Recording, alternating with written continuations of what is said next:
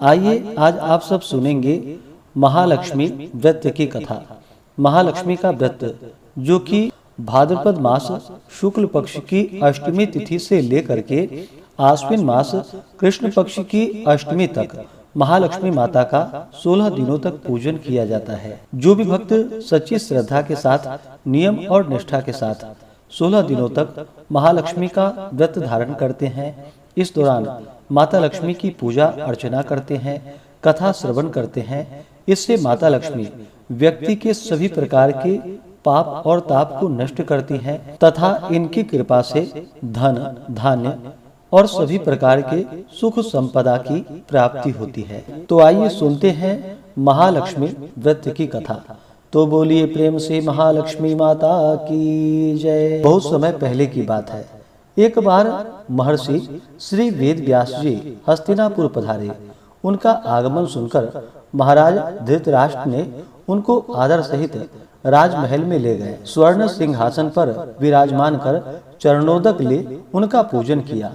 श्री व्यास जी से माता कुंती तथा गांधारी ने हाथ जोड़कर प्रश्न किया कि हे महामुने, आप त्रिकालदर्शी हैं, अतः आपसे हमारी प्रार्थना है कि आप हमको कोई ऐसा सरल व्रत तथा पूजन बतलाइए जिससे हमारा राज्य लक्ष्मी, सुख संपत्ति, पुत्र पौत्र आदि व परिवार सुखी रहे। इतना सुनकर महर्षि वेद व्यास जी कहने लगे, हम एक ऐसे व्रत का पूजन व वर्णन कहते हैं जिससे सदा लक्ष्मी जी का निवास होकर सुख समृद्धि की वृद्धि होती रहेगी। यह श्री महालक्ष्मी जी का व्रत है जिसे प्रतिवर्ष भाद्रपद मास शुक्ल पक्ष की अष्टमी से लेकर के आश्विन कृष्ण अष्टमी तक विधिवत लक्ष्मी की पूजा की जाती है। इस प्रकार कहने पर फिर प्रश्न किया कि हे महामुने, इस व्रत की विधि हमें विस्तार पूर्वक बतलाने की कृपा करे। तब व्यास जी बोले कि हे देवी, यह व्रत भाद्रपद शुक्ल अष्टमी से प्रारंभ किया जाता है। इस दिन स्नान करके 16 सूत के धागों का डोरा बनाए, उसमें 16 गांठ लगाए, हल्दी से पीला करे, प्रतिदिन 16 दूब व 16 गेहूं डोरे को चढ़ाए। आश्विन कृष्ण अष्टमी के दिन उपवास रखकर मिट्टी के हाथी पर श्री महालक्ष्मी जी की प्रतिमा स्थापित कर विधिवत पूजन करे। इस प्रकार श्रद्धा भक्ति सहित महालक्ष्मी का व्रत पूजन करने से आप लोगों की राज्य लक्ष्मी में सदा अवृद्धि होती रहेगी। इस प्रकार व्रत का विधान बतलाकर श्री वेद व्यास जी अपने आश्रम को प्रस्थान कर गए। इधर समय के अनुसार भाद्रपद शुक्ल अष्टमी से गांधारी तथा कुंती अपने अपने महलों में नगर की स्त्रियों सहित व्रत का आरंभ करने लगी। इस प्रकार 15 दिन बीत गए। 16वें दिन आश्विन कृष्ण अष्टमी के दिन गांधारी ने नगर के सभी प्रतिष्ठित महिलाओं को पूजन के लिए अपने महल में बुलवा लिया। माता कुंती के यहाँ कोई भी महिला पूजन के लिए नहीं आई। साथ ही माता कुंती को भी गांधारी ने नहीं बुलाया। ऐसा करने से माता कुंती ने अपना बड़ा अपमान समझा। उन्होंने पूजन की कोई तैयारी नहीं की एवं उदास होकर बैठ गई। जब पांचों पांडव युधिष्ठिर, अर्जुन, भीम, नकुल और सहदेव आए तो कुंती को उदास देखकर पूछा कि हे माता, आप इस प्रकार उदास क्यों हैं? आपने पूजन की तैयारी क्यों नहीं की? तब माता कुंती ने कहा कि हे पुत्रों, आज महालक्ष्मी जी का व्रत का उत्सव गांधारी के महल में मनाया जा रहा है। उन्होंने नगर की समस्त महिलाओं को बुला लिया है और उसके 100 पुत्र ने मिट्टी का एक विशाल हाथी बनवाया, जिस कारण सभी महिलाएं उस बड़े हाथी का पूजन करने के लिए गांधारी के यहाँ चली गई हैं, लेकिन मेरे यहाँ नहीं आई। यह सुनकर अर्जुन ने कहा कि हे माता, आप पूजन की तैयारी कीजिए और नगर में बुलावा लगवा दीजिए कि हमारे यहाँ स्वर्ग से ऐरावत हाथी की पूजन होगी। इधर माता कुंती ने नगर में ढिंढोरा पिटवा दिया और पूजा के विशाल तैयारी होने लगी। उधर अर्जुन ने बाण के द्वारा स्वर्ग से ऐरावत हाथी को बुला लिया। इधर सारे नगर में शोर मच गया कि कुंती के महल में स्वर्ग से इंद्र का ऐरावत हाथी पृथ्वी पर उतारकर पूजा जाएगा। समाचार को सुनकर नगर के सभी नर और नारी, बालक एवं वृद्धों की भीड़ एकत्रित होने लगी। उधर गांधारी के महल में हलचल मच गई।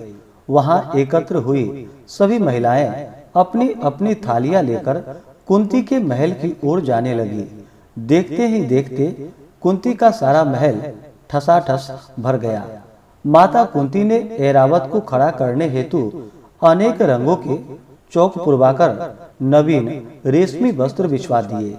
नगरवासी स्वागत के लिए तैयारी में फूलमाला, अबीर, गुलाल, केसर हाथों में लिए पंक्तिबद्ध खड़े होकर जब स्वर्ग से ऐरावत हाथी पृथ्वी पर उतरने लगे तो उसके आभूषणों की ध्वनि गूंजने लगी। ऐरावत के दर्शन होते ही जय जयकार के नारे लगने लगे। सायंकाल के समय इंद्र का भेजा हुआ हाथी ऐरावत माता कुंती के भवन के चौक में उतर आया। तब सब नर नारियों ने पुष्पमाला, अबीर, गुलाल, केसर आदि सुगंधित पदार्थ चढ़ाकर उसका स्वागत किया। राज्य पुरोहित द्वारा ऐरावत पर महालक्ष्मी की मूर्ति स्थापित करके वेद मंत्रोच्चारण के द्वारा पूजन किया गया। नगरवासियों ने भी महालक्ष्मी पूजन किया। फिर अनेक प्रकार के पकवान लेकर ऐरावत को खिलाए और यमुना का जल उसे पिलाया गया। राज्य पुरोहित द्वारा स्वस्ति वाचन करके महिलाओं द्वारा महालक्ष्मी का पूजन कराया गया। 16 गांठों वाला डोरा लक्ष्मी जी को चढ़ाकर अपने अपने हाथों में बांध लिया। ब्राह्मणों को भोजन कराया गया। दक्षिणा के रूप में स्वर्ण, आभूषण, वस्त्र आदि दिए गए। तत्पश्चात महिलाओं ने मिलकर मधुर संगीत लहरियों के साथ भजन कीर्तन कर संपूर्ण रात्रि महालक्ष्मी व्रत का जागरण किया। दूसरे दिन प्रातः राज्य पुरोहित द्वारा वेद मंत्रोच्चारण के साथ जलाशय में महालक्ष्मी जी की मूर्ति का विसर्जन किया गया। फिर ऐरावत को विदा कर इंद्रलोक को भेजा गया। इस प्रकार जो स्त्रियां श्री महालक्ष्मी जी का विधि पूर्वक व्रत एवं पूजन करती हैं, उनके घर धन धान्य से पूर्ण रहते हैं तथा उनके घर में महालक्ष्मी सदा निवास करती है।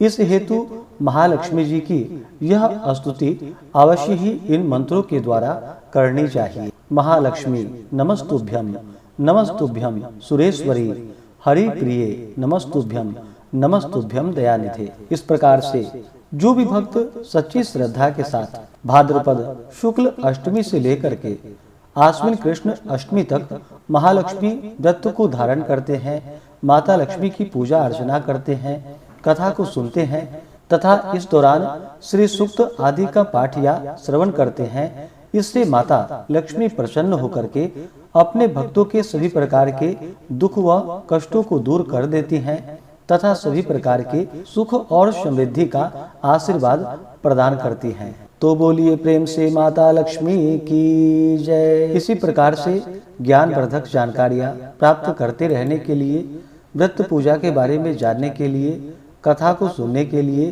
चैनल पे अगर आप पहली बार आए हैं तो चैनल को लाल बटन दबा करके सब्सक्राइब करें, साथ में बेल आइकन घंटी को दबाएं ताकि आने वाली वीडियो का नोटिफिकेशन आपको समय से मिलता रहे।